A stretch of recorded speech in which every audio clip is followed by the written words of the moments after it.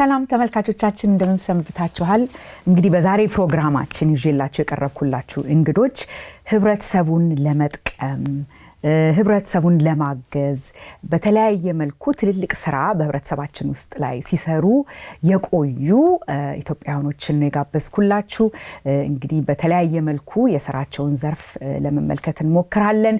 በስቱዲዮአችን አሁን በመጀመሪያ የጋበዝኩላችሁ ዶክተር ፀሐዬ ተፈራ ኢሲዲሲ በእንግሊዝኛ ኢትዮጵያን ኮሚኒቲ ዲቨሎፕመንት ካውንስል በአማርኛ ደግሞ የኢትዮጵያውያን ህብረተሰብ ልማት ማህበር በመባል የሚታወቀውን ድርጅት ከ40 ዓመት በፊት የተመሰረተ ድርጅት መስራች ናቸው።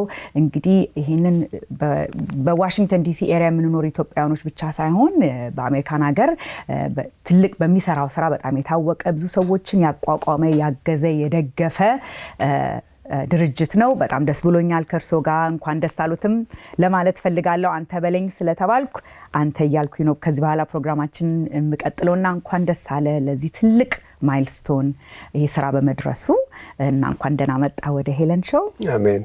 እኔ በጣም አመሰግናለሁ። ካጠገቡ ደግሞ ወይዘሮ ዜድ ወንድሙ እንግዲህ ዋሽንግተን ዲሲ አካባቢ የምትኖሩ ኢትዮጵያውያኖች ዜድን በጣም ታቋታላችሁ። በጣም የምንወደው ሬስቶራንት እንግዲህ ጆርጅ ታውን ውስጥ ዜድ የሚባል ሬስቶራንት እንደ 80s የተከፈተ ሬስቶራንት ባለቤት ጀነራል ማኔጀር ኦነር ከዛም ደግሞ በተጨማሪ ቨርጂኒያ ውስጥ ሁለተኛ ሎኬሽን ከፍላ ለ40 ዓመታት በጊፍት ሻፕ ጀምረሽ ወደ ሬስቶራንትነት ሬስቶራንት ራጊያስ ነው የሚባለው for many years እዚህ እንግዲህ ዋሽንግቶኒያን ማጋዚን የታወቀው የዚህ ሀገር ማጋዚን one of Washington's 100 very best restaurant ብሎት ነበረ። ዜድን እኔም ራሴ እንኳን ማአት ጊዜ በልቼ ኢንጆይ ያደረኩበት ሬስቶራንት ነው። ከዚህ በተጨማሪ ኢዲጂ የሚባለው ናን ፕሮፊት የበጎ አድራጎት ድርጅት ላይ ማይክሮሎን ሎው ቱ ሚዲየም ኢንካም ኢንዲቪጁዋል በራሳቸው ችለው እንዲቆሙ ቢዝነስን በመርዳት በማገዝ በመምከር ላይ ለብዙ አመት ከስራ ፈጣሪነት ሌላ ኮንሳልተንሲም ላይ ትሰራያለሽ። የኮንሳልቲንግ ፈርምሽ ዜድ ኮንሳልቲንግ ሰርቪስስ ይባላል እና ካለሽ የብዙ አመት የቢዝነስ ልምድ ሰዎችን በማካፈል ሰዎችን በመደገፍ በመርዳት ላይ ነው የምትሰሪው። ደስ ብሎኛል ከሁለታችሁ ጋር ይሄንን ቆይታ ለማድረግ በመቻሌ።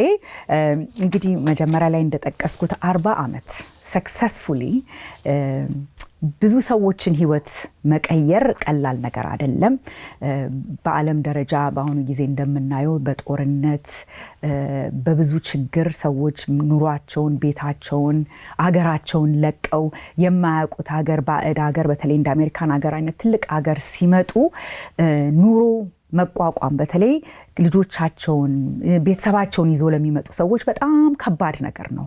ቋንቋ ችግር አለ፣ የገንዘብ ችግር አለ፣ የኑሮ ችግር አለ፣ ባህሉን የመረዳት ችግር አለና ኢሲዲሲ ኢትዮጵያውያኖችን ከመርዳት አልፎ ለብዙዎች ተስፋ የሰጠ የተረፈ ድርጅት ነውና ደስ ብሎኛል ይሄንን ማይልስቶን ከናንተ ጋር ለማክበር በመቻላችን። እስቲ እንደው ኢሲዲሲ የት ጀመረ የት ደረሰ የሚለውን ለመመለስ ዶክተር ካንተ ልጀምርና ይሄንን ረጅም ጉዞ ብታስረዳን ደስ ይለኛል። እሺ አመሰግናለሁ። እንግዲህ ኢሲዲሲ እንዴት ጀመረ የሚለውን ከመመለሳችን በፊት በኢትዮጵያ ላይ የነበረው ሁኔታ መጥቀስ ያስፈልግ ይሆናል። እንደምታውቂው በ75 አካባቢ በፈረንጆች አቆጣጠር አዎ እንደ አጋጣሚ ሆኖ እንግዲህ ጠቅሳቸው አመቶች በሙሉ በፈረንጅ ይሆናሉ። እሺ ስለዚህ በዚያ ሰባዎቹ አማካይ የመንግስት ለውጥ ተደረገ ኢትዮጵያ ውስጥ ከነበረው የአፄ ኃይለ ሥላሴ መንግስት ተወግዶ በደርግ ተተካ። ብዙ ሰው ለውጥ ይፈልግ ነበር።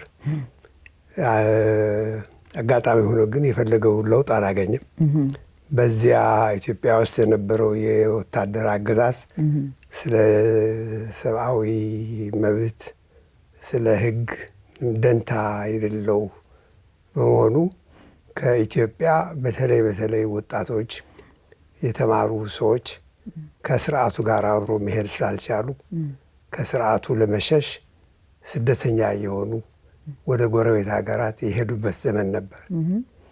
ሱዳን፣ ኬንያ፣ ሶማሊያ፣ ጅቡቲ እና በሌሎችም የመካከለኛ ምስራቅ ሀገሮች።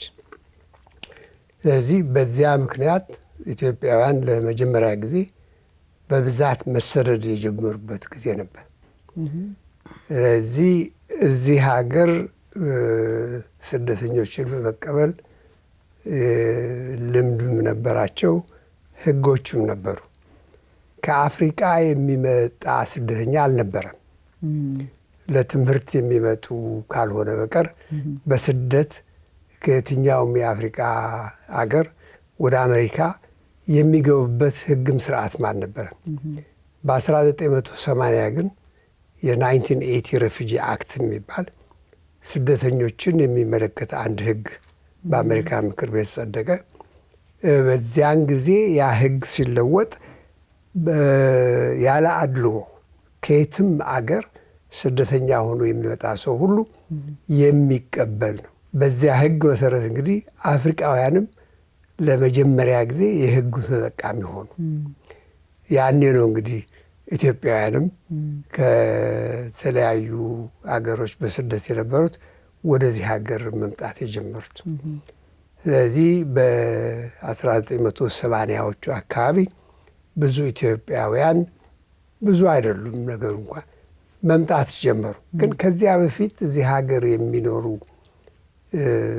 በስደት የመጡ ብዙ ኢትዮጵያውያን ስላልነበሩ እንዳሁኑ በዛ ያለ ህብረተሰብ አልነበረንም። እነዚህ አዲሶች የሚመጡት አንዳንዱ የቋንቋም የባህልም የነበራቸው ኤክስፔክቴሽን አለ። እንግዲህ አስተማሪ የነበረ ሰው እዚህ ሲመጣ ቶሎ ብሎ አስተማሪ መሆን ይፈልጋል። የሂሳብ ሰራተኛ ኖሮ እንደሆነ አገሩ ቶሎ ብሎ እዚህ የሂሳብ ሰራተኛ መሆን እንፈልገው።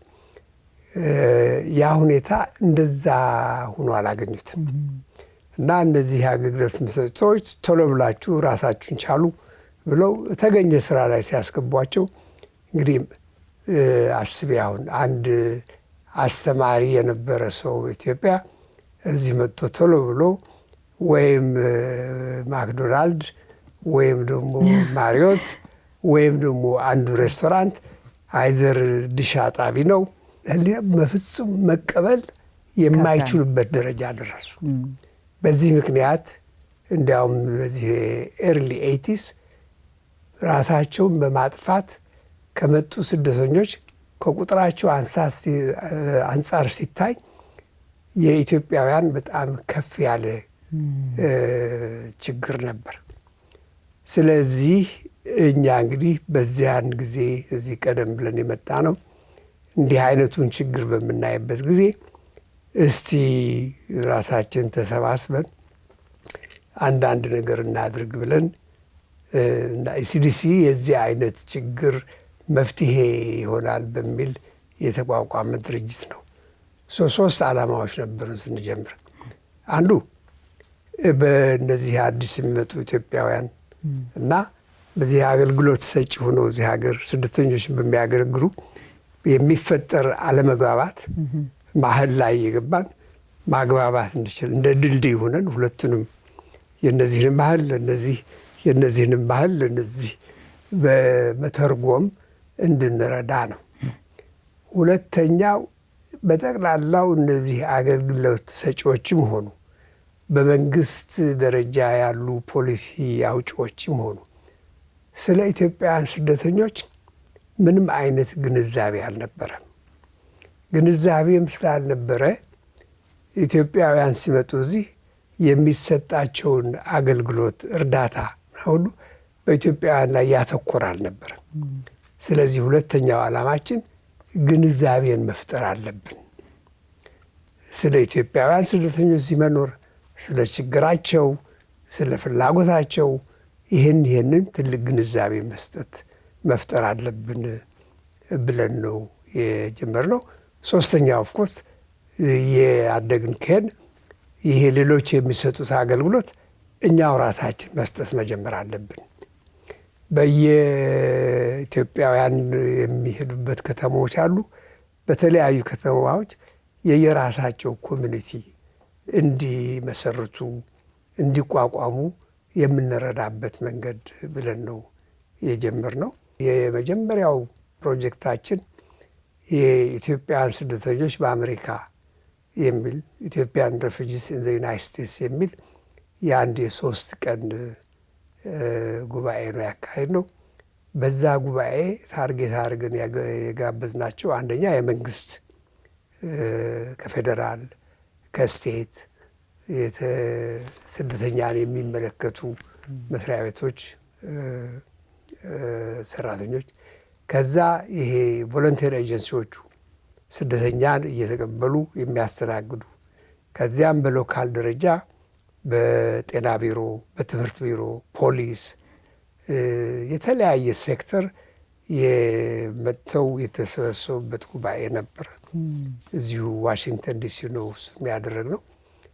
እዚያም በዚያን ጊዜ የነበሩ የዋሽንግተን ሜየር ባሪ ለመጀመሪያ ጊዜ የኢትዮጵያን ሬፊጂ አዌርነስ ዴይ ብለው ዋሽንግተን ዲሲ ዲክለር ያደረጉበት ነበር።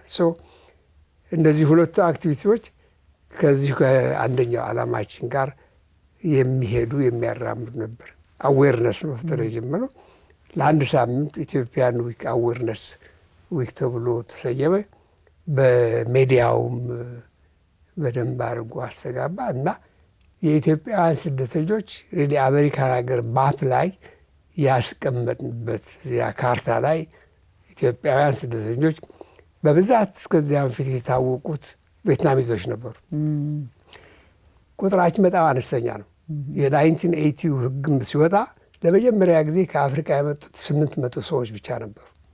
በአብዛኛው ኢትዮጵያውያን ናቸው። እንግዲህ ይሄ ከቬትናም ከመጡ 120 ሺህ የሚሆኑ ሰዎች በአመት ይመጡ ነበር እና የኛ ቁጥር አነስተኛ ነው። ስለዚህ እንዲህ ብለን ነው የጀመርነው። ከዚህ ነው የጀመረው ማለት ነው። ኦኬ፣ በጣም ደስ የሚል አጀማመር ነው።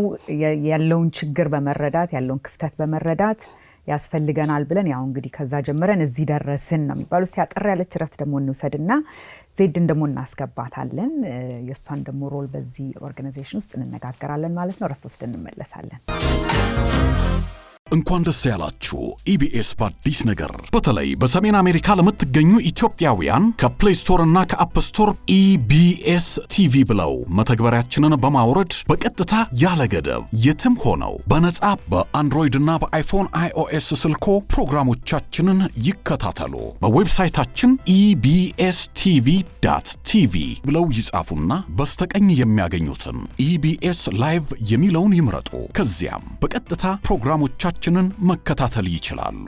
በተጨማሪም ስማርት ቴሌቪዥን ላላችሁ በአማዞን ፋየር ቲቪ፣ በሮኩ ቲቪ እና በአፕል ቲቪ በቀጥታ የምትወዷቸውን ፕሮግራሞቻችንን መከታተል እንደምትችሉ ስናበስር ታላቅ ደስታ ይሰማናል። ኢቢኤስ ቲቪ። ተመልካቾቻችን እንግዲህ ከረፍት ቆይታችን ተመልሰናል። ስለ ኢሲዲሲ 40ኛ ዓመቱን ያከበረበት ጊዜ ነው አሁን ከተመሰረተ ጀምሮና ዶክተር ፀሐዬ ስለ ታሪኩ ስለ አጀማመሩ አስረድተውን ነበር ረፍት ከመውጣታችን በፊት።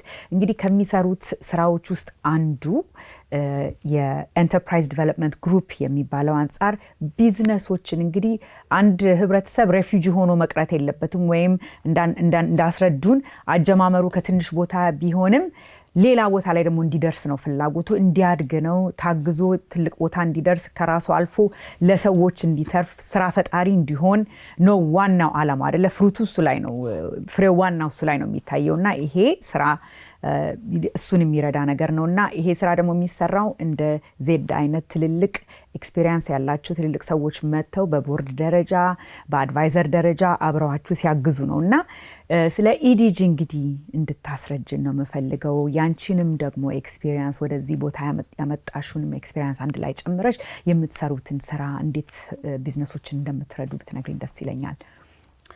እንግዲህ ኢዲጂ ያው ዶክተር ፀሐዬ ቪዥን የተጀመረ ነው as part of ECDC እና የራሱ ቦርድ አለው፣ የራሱ ባጀት አለው እና ዋናው ዓላማ እንደዚህ ሬፊጂም ሆነ ሚግራንትም ሆነ ወይንም እዚህ ሀገር ድሮ የመጡ ሚግራንትም ሳይሆኑ ሬፊጂም ሳይሆኑ መተው ግን እድል የሌላቸው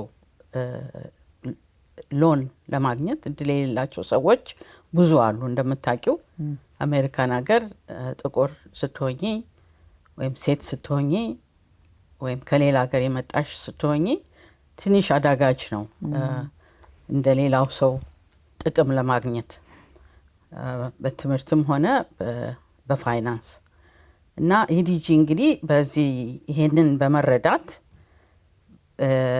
ይሄንን ማይክሮሎን ጀመረ ማለት ነው እና የጀመሩት ቆይተዋል ከጀመሩ ወደ 30 አመት ነው እኔ አሁን በቅርብ ጊዜ ነው ሪታየር ካረኩ ከቢዝነስ ዶክተር ፀሐዬ አንዳንድ ነገር እንደረዳ ስለጠየቀኝ በኮንሳልታንት መልክ ነው የገባሁት እና ቦርዱም ላይ ያለሁኝ እና በጣም እኔ ኢንትረስት አለኝ በስራው እንደውም ወደፊት ክሬዲት ዩኒየንም እንዲሆን በጣም እመኛለሁኝ እና ዋናው እንግዲህ እነዚህ ጥቅም ማገኙ ከኖርማል እንትን ባንኮች እኛ ኢሲዲሲ የተወሰነ ገንዘብ አለው ማይክሮሎን ነው እና እስከ 50 ከ500 ብር እስከ 50 ሺህ ብር ብድር ይሰጣል ዶላር ማለት ነው ያ ዶላር እዚህ ሀገር ያ እሺ ዶላር ብር አይደለም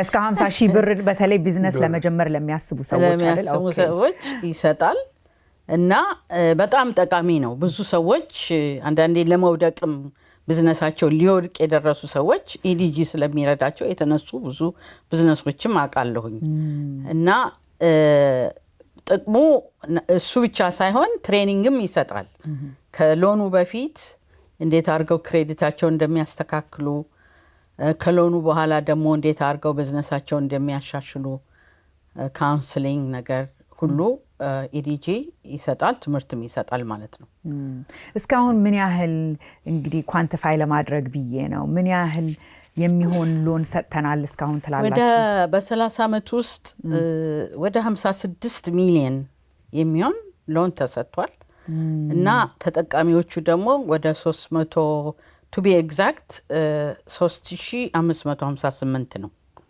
as of last week በጣም ይገርማል እና ብዙ እያገለገለ ነው በተለይ ለሴቶች ቢዝነስ ጥቃቅን እንደ ጽዳት ቢዝነስ ለሚከፍት ሰው ወይ ሬስቶራንት ወይ ጸጉር ቤት ወይንም ታክሲ ድራይቨርስ ትራክ ድራይቨርስ እና ሌላ ቦታ እድል ስለማያገኙ ኢዲጂ ትንሽ ፍሌክሲብል በሆነ መንገድ በቋንቋቸው እያነጋገሯቸው ችግር ሳይፈጠር በማክበር ሎኑ ይሰጣቸዋል ማለት ነው ምክርስ ምናምን ተሰጣላችሁ ይሄንን የምጠይቅበት ምክንያት ዜድ አንቺ ለዚህ ስራ የራስሽን የብዙ አመት ኤክስፒሪየንስ ይዘሽ ነው የምትመጪው አንድ በጣም የማደንቀው ነገር ቅድም ፕሮግራም ከመጀመራችን በፊት ሬስቶራንትሽን ስትከፍቺ እዚህ ሀገር ለሌሎችም በጣም ሞዴል የምትሆኝበት የማስበው ምንድነው ከፍተሽ ሬስቶራንት አለኝ ኑና ብሉ ብቻ አይደለም you engage the community ያለሽበትን ከተማ ዋሽንግተን ዲሲ እንግዲህ the most powerful city በአለም ደረጃ አይደለ ያለ ከተማ ነውና ሬስቶራንት አሶሲዬሽን የሚባለው ድርጅት ላይ ገብተሽ ኢትዮጵያ የራስሽን ቢዝነስ ከማስተዋወቅ ሌላ ከነሱ የምታገኙን ጥቅሞች you know as a community እንደምትኖሪበት አገር ከዛ ብዙ ሰሪ ነበር እንደ አይነት ግንኙነቶች ነበሩሽ ቦርድም ላይ ተቀመጪ ነበር የሱን ጥቅም እስቲ እንደው ለቢዝነስ ኮሚኒቲው ባሉበት doesn't have to be restaurant could be you know hospitality የሆነ ስራ ያሉበት ጋር ከኮሚኒቲ ጋር እንዴት engage ማድረግ እንዳለባቸው እንደዚህ አይነት ምክር ትሰጣላችሁ እንሰጣለን ግን እነዚህ ሎኖች የምንሰጣቸው ቢዝነሶች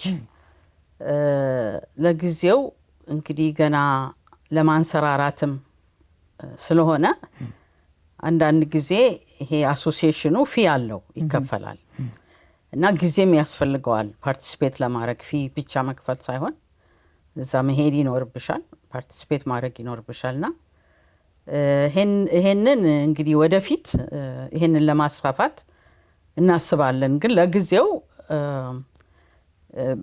ወደ እኔ ከተመለስኩኝ እኔ ከሬስቶራንት በፊት ኮርፖሬሽን ውስጥ ነበር የምሰራው እና ቢዝነስም ሜጀር አልነበርኩም ከኤጁኬሽን ዓለም ነው የመጣሁትና ግን ሬስቶራንት ውስጥ ከገባሁ በኋላ ነው እንደገና ዩኒቨርሲቲ ኦፍ ሜሪላንድ ገብቼ ማስተርስ ዲግሪ በቢዝነስ ያገኘሁት እንዲሁ ቋንቋው ምኑም የቢዝነሱም ቋንቋ እንትን እንዲለኝ ግን በተፈጥሮዬ ደግሞ የነጋዴም ልጅ ነኝ ስለዚህ በደሜም ውስጥ አለ ንግድ ማለት ነው እና ዋናው እኔ ሬስቶራንቱን በማካሄድበት ጊዜ ዓላማ የምን ነበረ በጣም ኢትዮጵያን ስለምወድ ካልቸሩንም ስለምወድ በልጅነቴም ስለሆነ እዚህ ሀገር የመጣሁት ስራዬ ብዬ ያስኩት ገንዘቡን ብቻ ሳይሆን ለሁሉም ሰው ለፈረንጆቹ በተለይ የኢትዮጵያን ካልቸር በምግብ ያለውን በቋንቋ በምግብ ያለውን ካልቸራችንን ለማስተዋወቅ ነበረ ልቤ ብዙ የሚሰራውና ደስም ብሎኝ ነው የወጣሁት ብዙ አስተዋውቀናል እኛ ስላስተዋወቅንም ብዙ ሬስቶራንቶች ከኛ በኋላ ተከፍተዋል እኛ ከተጀመሩት ሬስቶራንቶች አንደኛ ምን ባለው ነን ያው ጆርጅ ታውን ውስጥ ነው እና ላበሻም አድቨርታይዝ አናረግም ነበር ከዛበሻ ምግብ ይበላል ቤት ውስጥ ሰርቶ ስለሚበላ ግን ሜንሊ ፈረንጆቹ ስለ ኢትዮጵያ እንዲያውቁ እና ኮንግረስ ድረስ ምግባችንን እየወሰድን ካስገቡት ሰው አንደኛው እኔ ነኝ እና ደስተኛ ሆኜ ነው የወጣሁት ከትንሽ ጀምረን ከፍ ባለ ደረጃ አድርሰነው ነው የወጣ ነው እና የአሶሲዬሽኑ ጉዳይ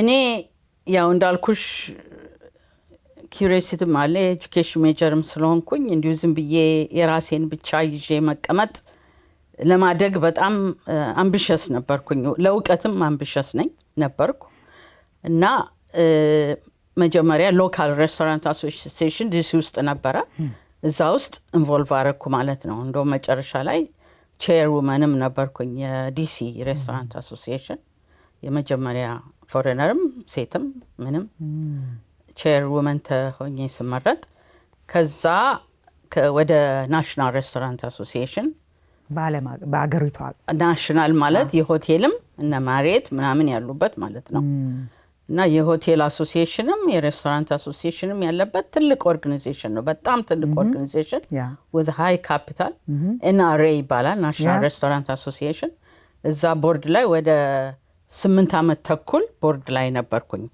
እና ዛም በምሰራበት ጊዜ ብዙ ጊዜ አድቮኬት ማረጋው አንደኛ በኤጁኬሽን ዲፓርትመንት ፋውንዴሽኑም ላይ ነበርኩኝ እንዳየሽው ሬዝሜ ላይ ኤጁኬሽን ፋውንዴሽን ላይ ነበርኩ ሌላው አድቮኬት ማረጋው ጥቁሮች ብዙ ጊዜ በዛን ጊዜ በተለይ በድሮ ጊዜ ኪችን ውስጥ ነው የሚሰሩት በብዛት እና ይሄንን አድቮኬት እናረግ ነበር የተወሰኑ ግሩፖች ጥቁሮች ወደ ሆስተስ ሆነው front of the house እንዲመጡ ሆስት ሆነው ፍሮንት ወይም ዌተር ሆነው እንዲመጡ ይሄንን አድቮኬት እናረግ በብዛት ማለት ነው እንዲሁ ለቶክን ሳይሆን እና ሰክሰስፉልም እየሆነ ነው እና ኢትዮጵያኖች ኢንካሬጅ አረግ ነበረ እኔ እዛ በመሰራበት ጊዜ በጣም ሌሎች ኢትዮጵያን ሬስቶራንቶች እንዲገቡ ገብተውም ቢሆን እዛ መግባት ካልፈለጉ የራሳችንን አሶሲዬሽን ፈጥረን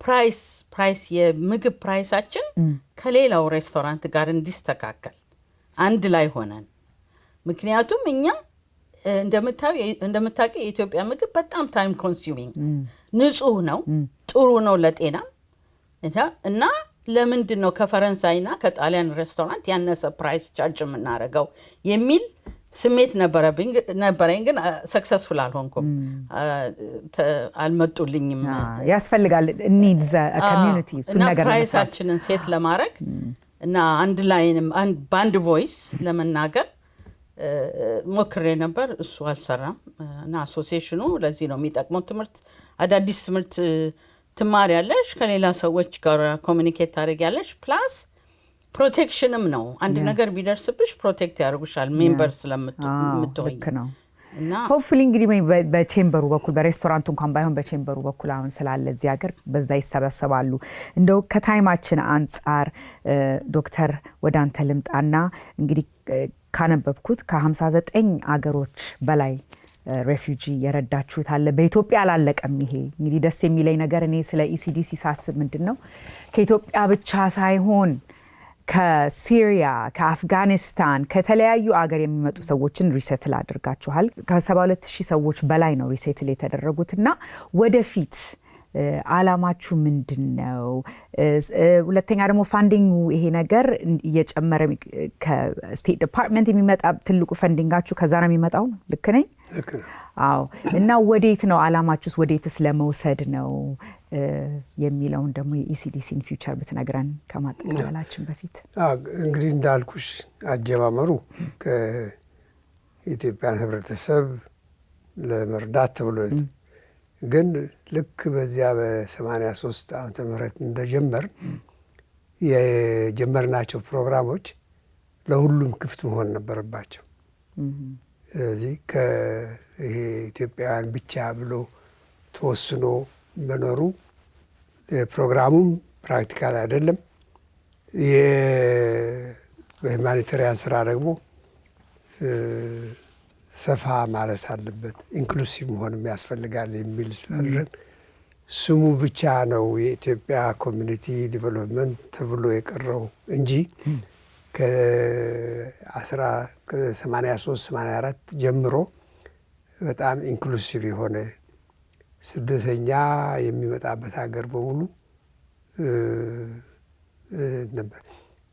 ምናልባት እዚህ መጥቀስ ያለብኝ በመጀመሪያው 10 ዓመታት ከ83 ጀምሮ እስከ 90 ዓመት ድረስ ሎካል የሆነ ስራ ነበር የምንሰራው በዚህ በዋሽንግተን አካባቢ፣ ወይም ደግሞ አንዳንድ ኮንፈረንስ ምናምን ናሽናል እናካሄዳለን። ስደተኞች ግን ራሳችን የመቀበል አቅሙም ፈቃዱም አልነበረንም። ሌሎች የሚያመጧቸው ነበር የምናገለግለው እና ያ ስናየው በጣም ሊሚቲንግ ነበር ለሁለት ምክንያት። አንደኛ ፖሊሲው ላይ ኢንቮልቭድ መሆን አልቻልንም። አፍሪካ ብዙ ስደተኛ አንፎርቹኔትሊ እየፈጠረ ነው። ወደዚህ ሀገር የሚገባው ግን በጣም ውስን ነው። ቅድም እንዳልኩሽ በ1980 800 ሰው ብቻ ነው የገባው። እስከ 1990 ዓመተ ምህረት ድረስ ላይ በአመት ምናልባት 2000 3000 እያለ ነው። ኮምፔር ከኢንዶ ቻይና የሚመጣው ከሶቪየት ዩኒየን ወይም ከዩጎዝላቪያ ሲፈራረስ ሁሉ። ስለዚህ ፖሊሲው ላይ ኢንፍሉዌንስ ስላልነበረን በፖሊሲው ላይ ኢንፍሉዌንስ እንዲኖረን ደግሞ የግድ ናሽናል ኦርጋናይዜሽን መሆን ነበረብን። ከዚያ በፊት የነበሩት 8 ኦርጋናይዜሽኖች ነበሩ። እነዚህ ከስቴት ዲፓርትመንት ጋር አብረው የሚሰሩ ከዩኤስ ጋቨርንመንት ጋር የሚሰሩ ናቸው። የየራሳቸው አፍሌት አላቸው። በጣም ኢንፍሉዌንሻል ናቸው እና ሁሉም የየራሳቸው ፌቨሬት እንትን አላቸው። ግማሹ ለኢንዶ ቻይና ነው፣ ግማሹ ለአፍሪካን በዚካሊ እንደ ስቴፕ ቻይልድ ነው። ሁሉም ነገር ካደረሱ በኋላ የመጨረሻው እንደ ፉትነት ነው። ስለዚህ ይሄ በጣም ያሳስበን ስለነበር ኢሲዲሲ ከ1990 ጀምሮ በእነዚህ ሌሎች ድርጅቶች ደረጃ ላይ እኛም መታወቅ አለብን በሚል ከብዙ ትግል በኋላ 1991 የናሽናል ቮለንተሪ ኤጀንሲ እንድንሆን ተደረገ። የመጀመሪያው አፍሪካዊ ድርጅት አክቹዋሊ አፍሪካዊ ድርጅት ብቻ አይደለም፣ የጥቁር ድርጅት በዚያ ለብል ከአሁን በፊትም አልነበረም፣ እስካሁንም የለም። ሰው ብቸኛ ኢሚግራንት ብቻ መሆናችን ሳይሆን በጥቁር ድርጅቶች በዚያ ለብል በስደተኛ ጉዳይ ላይ አይካፈሉም፣ አይሳተፉም። ያንን ብሬክ አድርገን ነው እዚያ ምክንያት የታዩታላችሁ። ወዴት እንዲሄድ ትፈልጋላችሁ? አሁን እንግዲህ በሁለቱም ነገር ነው መጓዝ የምትፈልገው። ተመሳሳይ የሆኑ ብቃት ያላቸው ድርጅቶች ስናገኝ ከኛ ጋር አብረው ሊሰሩ እናደርጋለን። አንዳንዱ ከተማ ላይ ብዙ ስደተኛም ስለሌለ ብዙም አፍሪካዊ ድርጅቶች ስለሌሉ የግድ የራሳችን ቢሮ መክፈት ነበረብን። ለምሳሌ ደንቨር የከፈትነው በዚህ ሁኔታ ነው። በዛን ጊዜ የዛሬ 15-16 ዓመት ደንቨርን አክቹዋሊ 20 ዓመት ሊሆነው ነው ስንከፍት ሌላ ድርጅት አልነበረም እና እዚያ ገብተን የራሳችን ቢሮ እንድንከፍት ተደረገ። ከዛ ወደ ላስ ቬጋስ ሄድን። እዚሁ አካባቢያችን ቨርጂኒያ አለ፣ ሜሪላንድ አለ። ባለፈው ዓመት ቬርሞንት ላይ ብራተልበሮ የሚባል በጣም ትንሽ ከተማ ነው። ኮሚኒቲው ስደተኛ ማስፈር ይፈልጋል። ስለዚህ ሌሎቹ ትላልቅ ድርጅቶች ትንሽ ነው ብለው ንቀውታል መሰለኝ፣ እዚያ መክፈት አልፈለጉም። እኛ የኮሚኒቲው አፕሮች አደረግን። ኮሚኒቲ ስል አሜሪካውያን ማለት ኢንክሉዲንግ የጋቨርነሩ ሪፐብሊካን ጋቨርነር እና ካየነው በኋላ የራሳችን ቢሮ ነው የከፈትነው። ዊስኮንሲንም እንደዚሁ አንድ በጣም ትንሽ ከተማ የራሳችን ቢሮ ነው የከፈትነው። ስንት ቦታ ስንት ሲቲ ውስጥ አለ ማለት ነው? ወደ አሁን የራሳችን ቅርንጫፍ መስሪያ ቤቶች 7 አሉን። ኦኬ። ሌሎቹ ሲስተር ኦርጋናይዜሽን አጋር ድርጅቶች የምንላቸው እንግዲህ በዓላማ አንዱ ያደረግነው ምንድን ነው? ከእኛ ጋር አጋር ሆኖ የሚመጡት የኮሚኒቲ ቤዝድ የሆኑ በስደተኞች ወይም በሌሎች ኢሚግራንት የተቋቋሙ ድርጅቶች መሆን አለባቸው። አንዱ እንግዲህ የኛ ዓላማ የራሳችን ኮሚኒቲ ካፓሲቲ ማሳደግ መርዳት ስለሆነ በዚያ በኩል አሁንም ወደፊቱም የምንሄድበት አቅጣጫ ይሄ ነው።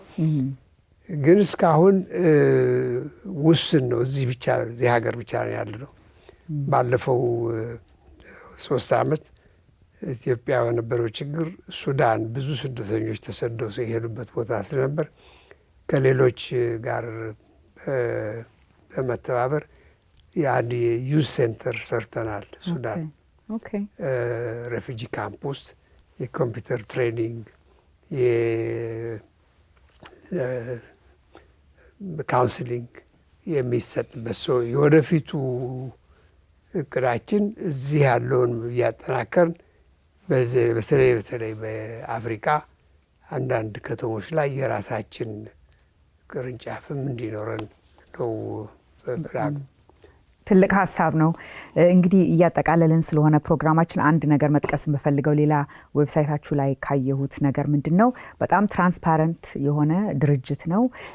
ገቢያችሁን ወጫችሁን አዘ ናን ፕሮፊት አገሩም ህግ የሚጠይቀው ነገር ነው፣ ግን በጣም በግልጽነት የምታስቀምጡት ነገር ነው። ማንም ሰው ገብቶ የምትሰሩትን ስራ ወጪው በምን እንደሚሄድ ምን አይነት ቦታ ላይ ፎከስ እንዳረጋችሁ በሙሉ ማንም ሰው ማየት የሚችል ነገር ነው። በንጽህና የሚሰራ ስራ ስለሆነ በጣም ደስ የሚል ነገር ነው ማለት ፈልጋለሁ።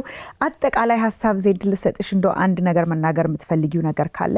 ስለ ኢጂጂ ከሆነ ቅድም ያልጠቀስኩት ነገር ለኢትዮጵያኖች ብቻ አይደለም ሎን የምንሰጠው፣ ለሌላም ዳይቨርስ ግሩፕ እንሰጣለን። ለስፓኒሽም ቢሆን ማንም ለሚጠይቅ ነጮቹም ቢጠይቁ ምንሰጥ ይመስለኛል። ዋናው ዓላማ ሎው ቱ ሚዲየም ኢንካም የሆነ አንደርሰርቭድ የምንላቸውን ሰዎች ስለሆነ እሱን ሜንሽን አላረኩም፣ ኢትዮጵያኖች ብቻ እንዳይመስል። ኦኬ። ግን ያው እንግዲህ በአጠቃላይ ከኢትዮጵያኖች አልፈን ሞራል ኦፍ ዘ ስቶሪ ብንለው ማጠቃላይ ምንድነው አገራችንን ህዝብ እንዲጠቅም ቢጀመርም አሁን ግን አድጎ እዚህ ትልቅ ቦታ ደርሶ ከ40 ዓመት በኋላ ለሌሎችም የተረፈ ምሳሌ መሆን የሚችል ድርጅት ነው ማለት ነውና ኩዶዝ ዶክተር ለምትሰራው ስራ በጣም እናመሰግናለን። በህብረተሰቡ ስም እንደዚሁም ዜድ ለምታረጉት ኮንትሪቢዩሽን በጣም አመስገን ፈልጋለሁኝ። እንግዲህ ተመልካቾቻችን ከረፍት ቆይታችን ደግሞ ስንመለስ ይሄ እንግዲህ ዳያስፖራ እዚህ ሀገር የሚሰራውን ስራ ነው የተመለከትነው። ከዛ ደግሞ ወደ ሀገራችን እዚህ ሀገር ሰርተው አድገው ወደ ሀገራችን ደግሞ የዚህን ሀገር ሰው ሀገራችንን እንዲረዳ ወደ ሀገራችን ይዘው ስለሚሄዱ ሰዎች ከነሱ ጋር ደግሞ ቆይታ እናደርጋለን። እንግዲህ ይሄንን የተቀረጽነው የሚቀጥለው ፕሮግራም የተቀረጽነው ከ2 ሳምንት በፊት ነው ኢትዮጵያ ከመሄዳቸው በፊት። ስለዚህ ወደዛ ፕሮግራም ደግሞ ወስዳችኋለሁ። ከኛ ጋር ቆዩ። ተመልካቾቻችን እንግዲህ ከረፍት ቆይታችን ተመልሰናል። አሁን ደግሞ ሌላ አዲስ እንግዶች ይዤላችሁ ቀርብ ያለው እንግዲህ ይሄ ደግሞ ትንሽ ከቀድም ከተነጋገርንባቸው ሐሳቦች ለየት የሚያደርገው እነዚህ እንግዶቼ ኢትዮጵያዊ እንግዳይ በተለይ ሰጊ ደስታ ያላትን ኔትወርክ ያላትን ሪሌሽንሺፕ በመተሰራበት ኢንዱስትሪ ውስጥ ያላትን ግንኙነት ተጠቅማ እነዚህን ሰዎች ክላይንቶቿን ኮንቪንስ አድርጋ ወደ ሀገራችን እንሂድ ብዙ የሚሰራ ነገር አለ ብዙ የሚረዱ ድርጅቶች አሉ በገንዘብ ብቻ ሳይሆን በእውቀትም በአቅምም እንለዋወጥ ሐሳቦችን በማለት ትልቅ ዴሊጌሽን ይዛ ወደ ኢትዮጵያ ትሄዳለችና ይሄንን ለሷን ይዘን የቀረብንበት ምክንያት ብዙዎቻችን ኢትዮጵያውያኖች በተለይ በውጭ ሀገር የምንኖር በጣም የተለያየ ሪሌሽንሺፕ አለን የተለያየ ግንኙነቶች አለንና የሥራ ትልቅ ትንሽ የለውም የኢንዱስትሪ ትልቅ ትንሽ የለውም ይሄንን ዕውቀታችንን ይሄንን ግንኙነታችንን ይሄንን ኔትወርካችንን ተጠቅመን እንዴት ነው ወደ ሀገራችን ልምዶችን ምናመጣው የሚለውን ሐሳብ እንደምሳሌ ይሆናል ብለን በማመን ነው ሰጊ ወዘሮ ሰጊ ደስታ እንኳን ወደ ሄለን ሾው ፕሮግራም በደህና መጣሽ all the way from Fort Worth Texas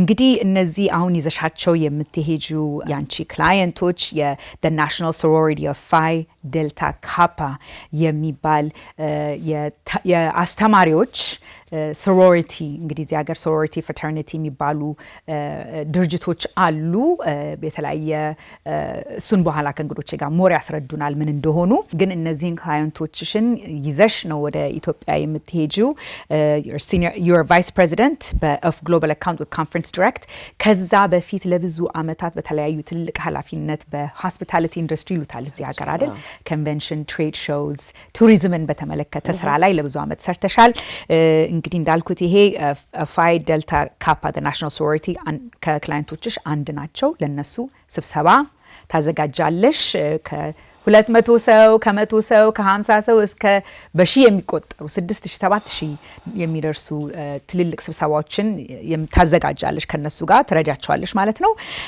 ደንበኞችሽ ተጠቃሚዎችሽ ናቸው ማለት ነው አይደለም ናቸው ስለዚህ እንኳን ደህና መጣሽ ወደ ሄለን ሾው ሰጊ እስቲ ትንሽ ስለ ስራሽ እንድንረዳ ምክንያቱም በኋላ እነዚህን እንግዶቻችንን ስናቀርባቸው ለተመልካቾቻችን ሐሳቡን በደንብ ይገልጻል ብዬ ስለማምን ነውና ስለምትሰሪው ስራ ስለዚህ ከነዚህ ክላይንቶች ጋር ስላሉሽ ግንኙነት ብታስረጅኝ ደስ ይለኛል የኔ ስራ ኮንፈረንስ ፕላን ለማድረግ ነው እንግዲህ ብዙ ኦርጋናይዜሽኖች ካምፓኒዎች ለኔ ጋር ሳይን ያደርጋሉ ኮንትራክት ይፈርማሉ ከዛ we handle everything for them logistic meetingaቸውን ሆቴል መምረጥ convention center መምረጥ for their gathering እና ይሄ እንግዲህ 5 አመት 10 አመት በፊት ፕላን የሚደረግ ነገር ነው ስለዚህ አሁን currently በአሁን ጊዜ ለምሳሌ 12 ኦርጋናይዜሽኖች ከኔ ጋር የሚሰሩ አሉ National Sorority Phi Delta Kappa is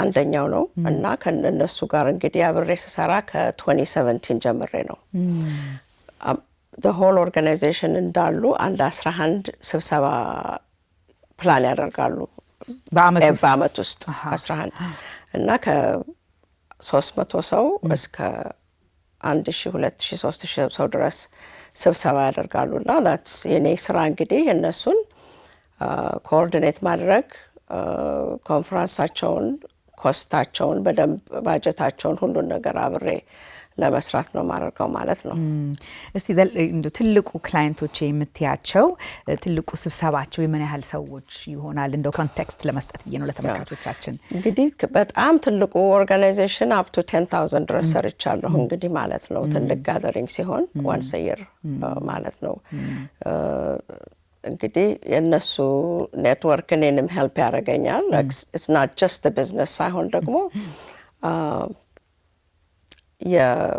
we become like in the family ማለት ነው በደንብ እንግዲህ ይረዳሉ ብዙ ሰው ስለሚረዱ እንግዲህ እኔም አብሬ I just learned a lot from them to make sure that I keep up with the help too. አይደለም እንግዲህ 10,000 ሰው የሚሳተፍበት ስብሰባ ስታዘጋጂ ቀላል ነገር አይደለም ከምትሄዱበት ከተማ ከሜሩም ጋር ከሀገሩም አስተዳዳሪዎች ጋር ከኮንቬንሽን ሴንተር ጋር ከሆቴሎች ጋር ከሬስቶራንቶች ጋር በጣም ትልቅ እንግዲህ ኮንፈረንስ ኦርጋናይዘርስ ኢቨንት ፕላነርስ ይሄንን ነገር ያውቁታል ብዙ ለምትሄዱበት ከተማ የሚጠቅም እንግዲህ ኢኮኖሚክ ኢምፓክት አለ ጀነሬት እናረጋለን እንግዲህ the workforce የሚሰሩት ሰራተኞች በሞላ any time and conference ሲሄድ ከተማቸው ውስጥ ትልቅ ቤኔፊት ነው ያለው የባስ companies the taxi companies uber drivers restaurant ሁሉም ቤኔፊት ያደርጋሉ እንግዲህ እነዚህ ኮንፈረንሶች ከአቨሬጅ ከ3 ቀን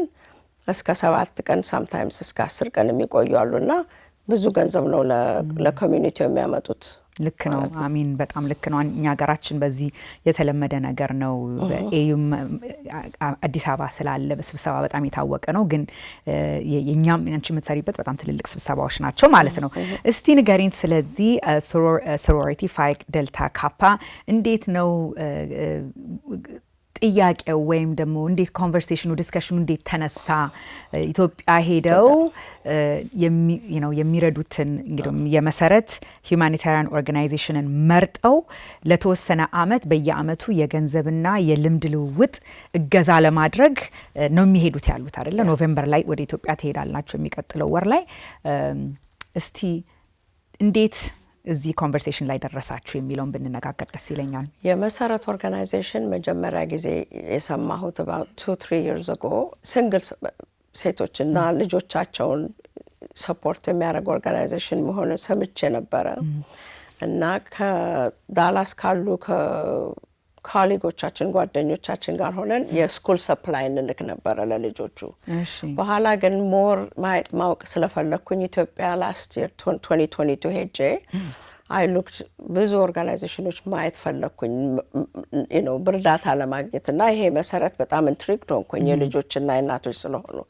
እና እዛ ሄጄ ቪዚት ሳረግ ልጆቹ እናቶቹን ትሬን ሲያደርጉ this is an empowerment ሴቶቹን እናቶቹን ትሬን ያደረጉ እንግዲህ የራሳቸውን ላይፍ እንትን እንዲሉ ነው ልጆቹ the preschool ያሉት ልጆች ዴይኬር ተናላቸው ቦታ አላቸው በደንብ ተይዘዋል በደንብ እንትን አደልቶች አሉ ሱፐርቪዥን አለ ግን የትምህርት ፕሮግራም ያለ ነገር አላየሁኝም ስለዚህ ይሄ ለነሱ ለናሽናል sorority phi delta kappa are educators እና እንግዲህ ሰማለሁኝ because they have international project ይሰራሉ በየአመቱ ስለዚህ ያንን አምጥቼ ነኝ I brought it to their attention then ልክ እንትኑ ሲደርስ 3-4-5 ኦርጋናይዜሽኖች አፕላይ ያደርጋሉ ለግራንቱን ለማግኘት እና I put መሰረት we put together a presentation አድርገን አቀረብንላቸው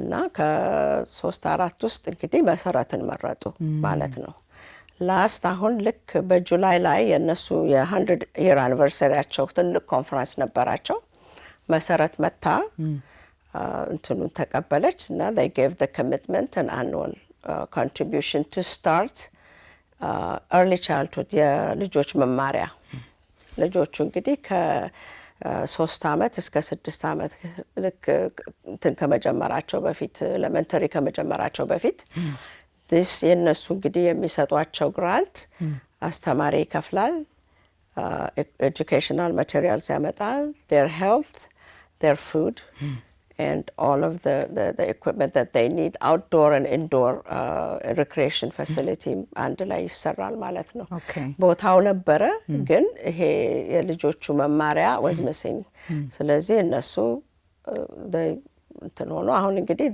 November 29th ሄደው ያንን ለመመረቅ ነው የሚሄዱት ትምህርት ቤቱ በጣም ደስ ይላል እንግዲህ ከረፍት ስንመለስ past president of the National Sorority Phi Delta Kappa እና current president ደግሞ አዲስ የተመረጡት አሉ ሁለቱንም እንግዶች ይዘን እንቀርብና ካንቺ ጋር ስለ መንገዱ ስለ ድርጅቱም ራሱ ያስረዱናል ማለት ነው ረፍት ወስደን እንመለሳለን ከኛ ጋር አቆዩ ግሎባል ቫይታሊቲ ክሊኒክ እስከ 40 ፓውንድ በ3 ወር ይቀንሱ ይሎታል። በተለይም ደግሞ ቦርጭን ያለ ቀዶ ጥገና በቀን 3 ጊዜ እየተመገቡ ያለ ተጨማሪ አካል ብቃት እንቅስቃሴ በመናዝሎት መድኃኒት ብቻና አመጋገብ ይቀንሳሉ። እኛ የምንለውን ከሰሙ ዋስትና እንሰጥዎታለን። ይጎብኙን። ግሎባል ቫይታሊቲ ክሊኒክ። ተመልካቾቻችን እንግዲህ ከረፍት ቆይታችን ተመልሰናል። አሁን እንግዲህ ቅድም እንደጠቀስኩላችሁ ወይዘሮ ሰጊ ደስታ ወደ ኢትዮጵያ ይዛቸው የምትሄደውን እንግዶች የናሽናል ሶሮሪቲ ኦፍ ፋይ ዴልታ ካፓ ከረንት ናሽናል ፕሬዚደንት እና ደግሞ ኢሚዲየት ፓስት ፕሬዚደንት ይዤላችሁ ቀርብ ያለው እንግዲህ ቆይታችንን የምናደርገው እነዚህ እንግዶቻችን አሜሪካኖች ስለሆኑ ቆይታችን የሚሆነው በእንግሊዝኛ ይሆናል ማለት ነው። It's such a pleasure for me to have you both here. Thank you. Ms. Margaret Galloway is the current national president in the middle, and Dr. Ada Carter, immediate past president. Both of you have long-standing and distinguished career in education, positively impacting the lives of many in our communities. You're both visionary leaders, recipients of numerous awards. I mean, I could list them for days.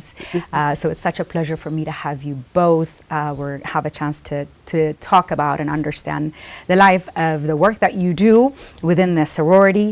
And just as a personal note, you know, for me, anytime an African American travels to Ethiopia, it just warms my heart because I know I'm sitting here because of the sacrifices and the struggle that you as an African American, your ancestors as an African American paved the way for me to be here and, you know, live the American dream and get to do what I do in this stage. So for me to see that you all going back to Ethiopia, I'm hoping that it's like homecoming for you and that you would be well received. And I know you're in good hands with Segi, so that's I'm not worried about that.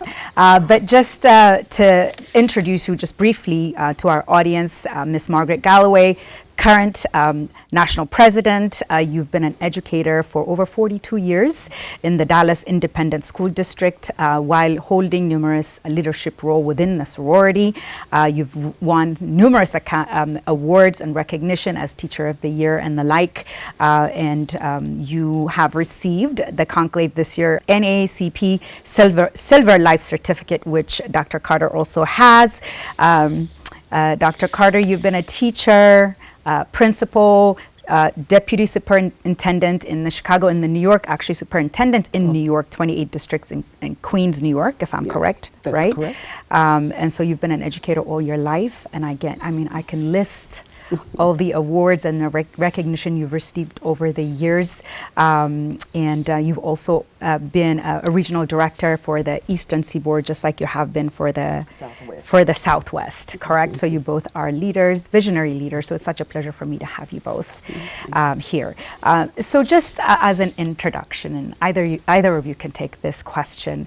We don't have, I guess, you know, it's different, but, you know, they call it the Greek life here in the U.S. The Phi Delta Kappa is not a sorority in a college or a university level. It's a professional organization. Yes, but so just so our audience can understand, can you tell us the distinction between a sorority or a fraternity that is at a college level and one that is industry specific, like yours? So what's the difference? Well, or even just a little background history would be helpful. Well, one is that we only accept teachers. Okay. Our whole membership are educators. Number two, we are going to go on to say that our organization is a professional organization. Okay. It is only of those who have careers in education.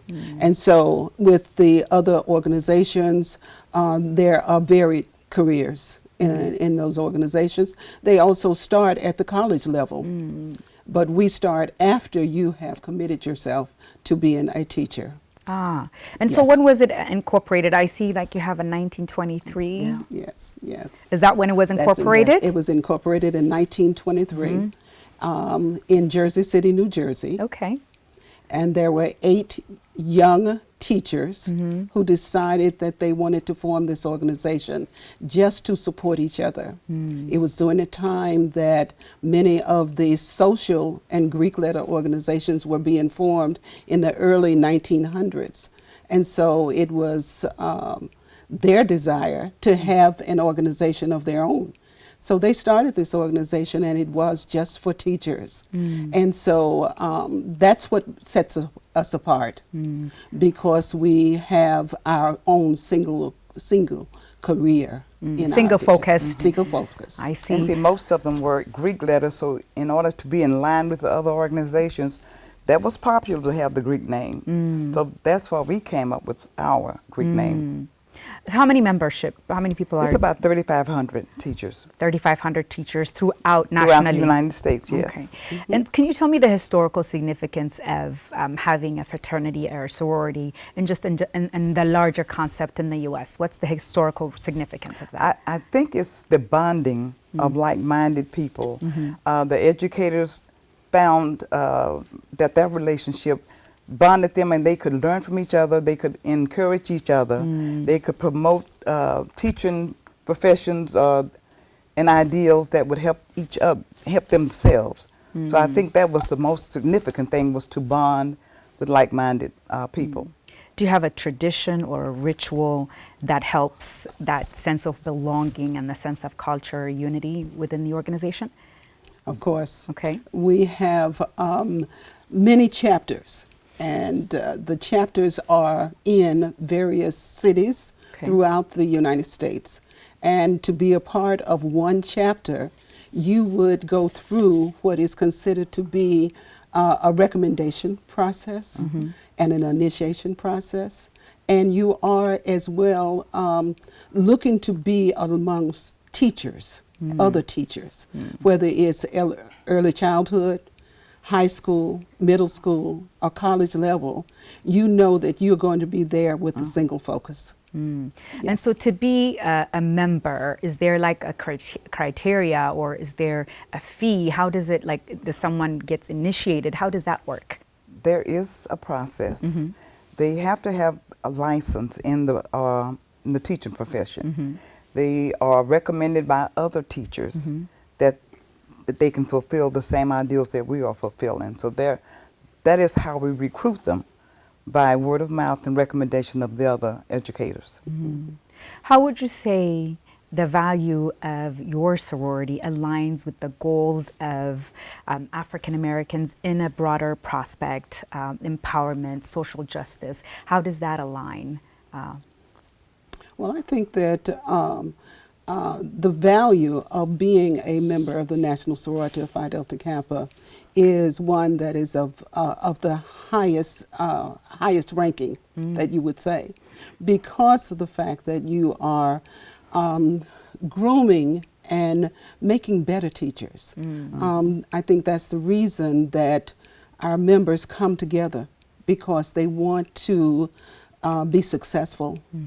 They want to be excellent in what they do. They love children as well. And so to do that, they would do that based on being connected with each other in this organization. They're connected, and then they can go back into the classroom and be better teachers. And I think also we just don't confine all of our teaching experience within the body. We have an outreach in the community where we have monthly initiatives. And one would be reading across the NSPDK, where the sorors will, in competition, will have a list of children they have read to. And there's a competition who read the most, who reached the most children. And we do that on Martin Luther King's Day, where they have to read to the children. And another one would be the Red Hot Sock Drop, where they collect socks for the people that are not as fortunate, the homeless. Those initiatives take them outside of our meeting arena, where they can reach the community. So that's essentially what the philanthropic work or the community activities that you do. Absolutely. And in some of the, in all of the chapters, we have a 3-point program, which is called YES. The Y stands for youth, the E is education, and the S is for service.